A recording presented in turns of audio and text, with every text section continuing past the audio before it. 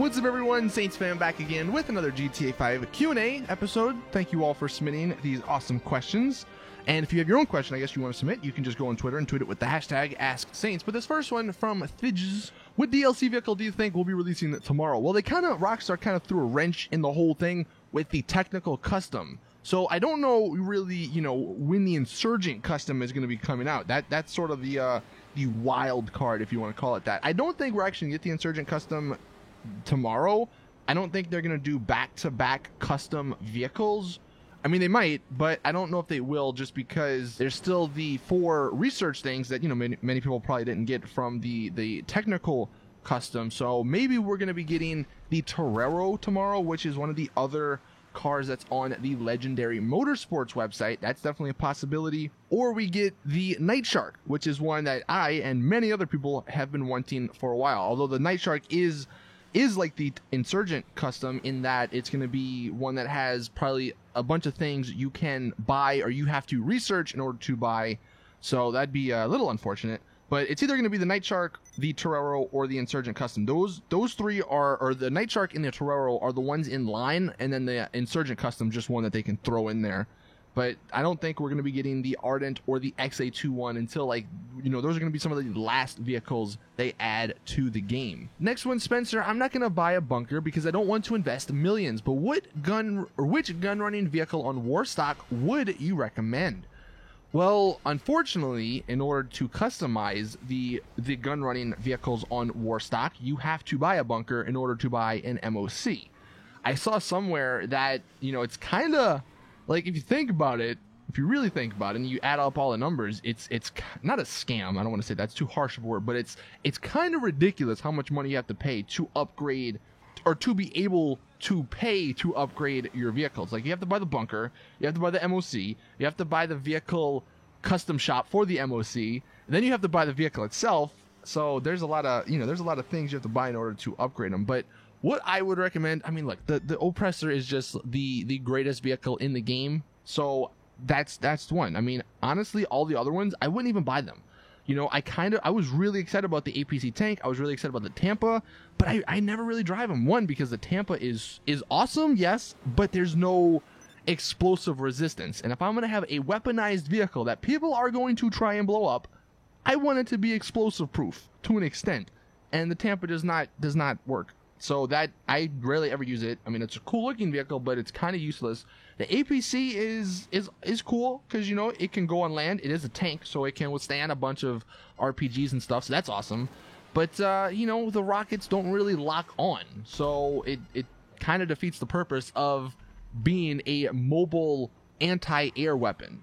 Yeah, you can sort of spam the rockets, but if you don't hit, they eventually run out. So that one's kind of another waste. And then the technical custom, oh my god, don't ever freaking even think about that. That is the worst car in the game. Now, if you do want to save, the Night Shark might be a really fun vehicle that you want to pick up. It's only 1.2 million, and I don't know how much the upgrades are going to cost, but the Night Shark might be one, because it's really fast, and it is like the Insurgent. It's basically just a smaller, faster Insurgent. So that's one I'm really looking forward to. But yeah, I would either say the Night Shark, maybe the Insurgent custom when that comes out, if it has, if you want a weapon with a gun on it, or the Oppressor, because the Oppressor is just so much fun. But again, you can buy them. I really don't think you can customize them though, unless you buy the MOC and the bunker. So that's kind of unfortunate there, man.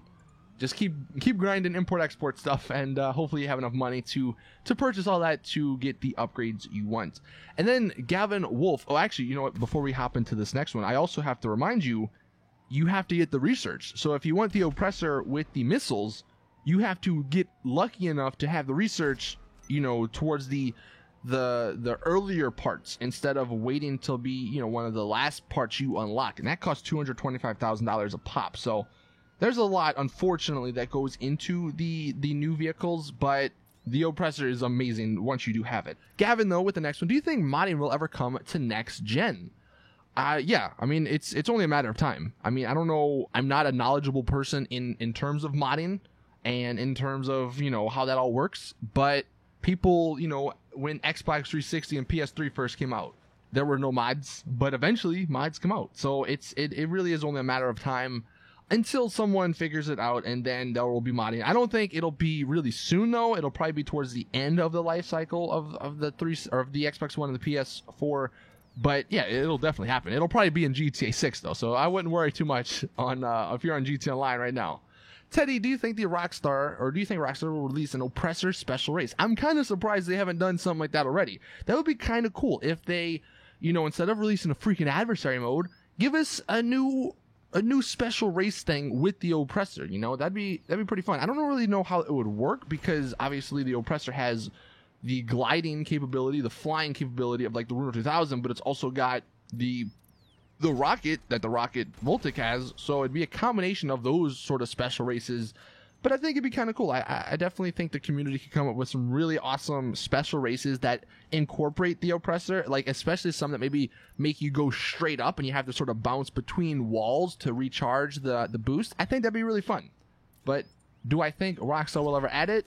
I don't know. Maybe, but if they are freaking on their adversary mode kick, then maybe not. Next one is also from Gavin Wolf. What is your favorite GTA Online game mode and why? As most of you guys know, I'm not a huge fan of the PvP in the game just because I'm not very good at it. So I really wouldn't say any of the PvP modes. I mean, some of the most fun adversary modes for me, if that's what we're talking about, though honestly, Overtime Rumble's been really fun. I've been playing that with some friends lately, and that's a pretty good time.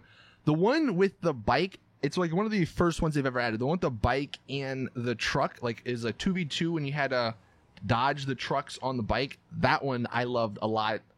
And honestly, the Tron one was really fun. I really liked the way that whole worked and all the sort of unique special abilities that were added in that. So those probably are some of my favorite ones. I mean, and obviously racing. I mean, who doesn't love racing in GTA Online, especially all the crazy custom races that the community have made. I don't know if I really have a favorite though. Tangy, what is your favorite car, and what are a few reasons why? I like this question. Let me know in the comments. What is your favorite car, and give me a few reasons why. It's a tough one though, because I have a ton of cars that I love for specific reasons, and you guys probably already know what a lot of them are. If I had to pick one though, let's think about this. If I had to pick one, what would it be? Now, I don't know if this is cheating or like not really answering the question because you did say car, but I'm wondering if you mean like what is your favorite vehicle in the game? And if we go on that, it's 100% the Oppressor. And a few reasons why the Oppressor is my favorite vehicle in the game. One, it can fly. I mean, come on. It's got a freaking rocket engine on the back. It has wings. It can fly. That's just amazing. It's got missiles on it that lock on, so if anyone tries to freaking kill you, you got some Hydra guy, you got some Buzzer guy, you got people on the ground, boom, you take him out. 3, as an MC, you can call it instantly. Like, yeah, it sucks that it blows up and it costs you $20,000, but you just call Mors Mutual, get that back, boom, go to your interaction menu no matter where you are on the map, and you'll have it again in no time. And then 4, and this is one that I kind of liked, I like to just troll people with it. It's always fun because people are so like defensive about their gear, whenever they're transporting import-export car or getting supplies or selling supplies or whatever, selling product. It's always funny to just lock onto people, but then don't shoot. So it's just like a constant dinging in their ear. And they start freaking out. They start driving everywhere. They start like trying to shoot back or whatever. And it's kind of funny to troll people. So that's why I would say the Oppressor is my favorite. Now, if we had to pick a car, I really have no idea, man. There's so many freaking cars. Maybe like the Tempesta, because I really like that. And it's really fun in races and it looks amazing. So I'd probably say the Tempesta if I had to pick a car. And then the final question from Rick. If you could improve 3 things that already exist in GTA Online, what would they be? Well, 1, I would fix the insurance on the new gun running vehicles. I don't think that there should be insurance on them. It should work exactly like the special vehicles where if they get blown up, then that's fine. They get blown up. Just recall them. Because the insurance it doesn't fix griefing. People are still going to grief. It only hurts the true players to the game. So that's number 1. Number 2, I would fix, and I've said this before, so I don't really want to dwell too much on it, but I would make people not show up on the map. I think the game would be so much more fun if people didn't show up on the map. If you couldn't hit start and then find everyone, it would make encounters way more exciting. And it would also stop griefing because people wouldn't know where you were. And then number 3, the final thing, probably just payouts, like to not like just in general, but to bodyguards and to associates, because it's so annoying how they get paid nothing, and it almost makes like when you ask your friend like, hey, you want to help me, it's almost like, hey, you want to do this work for free, you know, because you're not going to make any money. You make what, 20 grand? It's really dumb, and I would definitely fix that. I think that's, and it's never going to get fixed just because money is something that Rockstar don't want to give out apparently. But that's one thing that just would make the game so much more fun for people to actually play with their friends instead of just playing solo. You know what I mean? Like, how many times you go into a free mode lobby and all you see is one MC member, and it's not like a whole group, or like one CEO member. There's like 20 or whatever, however many you can have in a free mode lobby. I wish that wasn't the case. I wish you would see 4 people in a CEO, 8 people in an MC, and all that. But like, in actually, you know, instead of making it automated, why don't, or, you know, and this would, I don't know if this would suck or not. This is just an idea I'm thinking of now.